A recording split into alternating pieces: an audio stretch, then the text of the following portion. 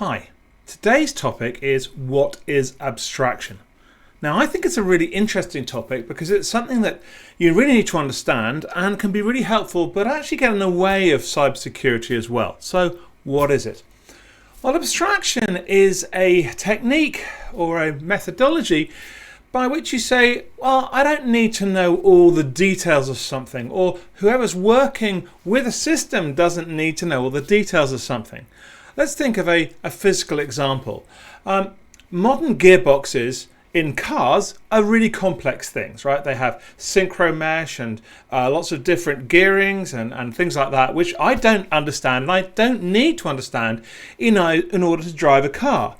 So the one level of abstraction would be, okay, well, I'm going to be driving, I'm going to use a clutch pedal and a gear lever. And that's all I really need to know in order to understand it. I need to understand about biting points and things like that, and when to move up and down gears, etc. So that's one level of abstraction.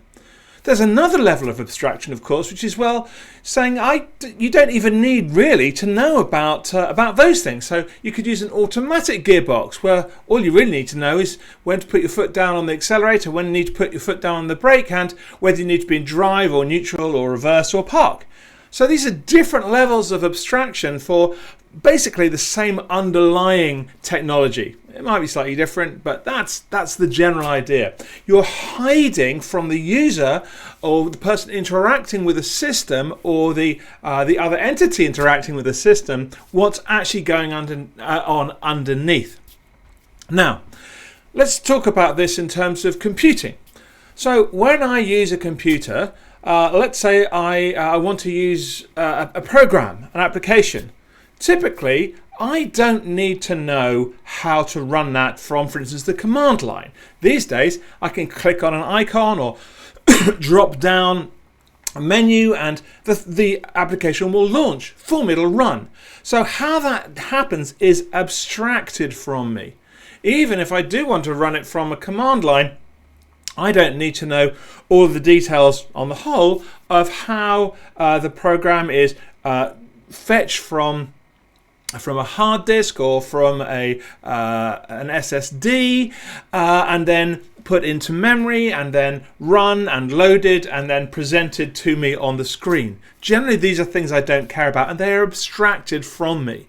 So in the case of clicking on an icon, that's the windowing system.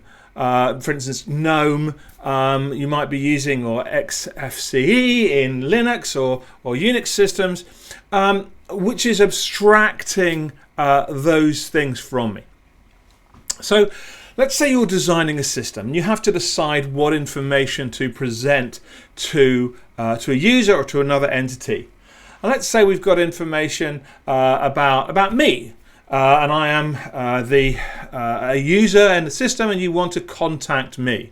Well, it may be that in the system there's loads of information about my date of birth, where I live, my age, my gender, all those sorts of things, which are irrelevant to most people who just want to contact me. They want maybe an email address or a LinkedIn profile or a phone number. And if that's the case, well, why would you provide all the information about me to the user? And the answer is generally you wouldn't. And there is a good security reason for doing that as well, of preventing all that information being provided directly to people who shouldn't know it or shouldn't be trying to access it or change it, for instance. So abstraction is a really, really useful way of presenting just the appropriate information to the person or the entity interacting with a system. So that's the good part of it. The problem about abstraction sometimes is that when people make these decisions, about when to abstract, those decisions may not always be appropriate in a security context. So in the example we've just given, it may be that where I live might be important if you are trying to understand if I have launched an attack on a foreign power. Is Mike Bursell doing something he shouldn't be doing? Is that more likely based on where he lives? So in that context, the fact that you can't see that isn't helping.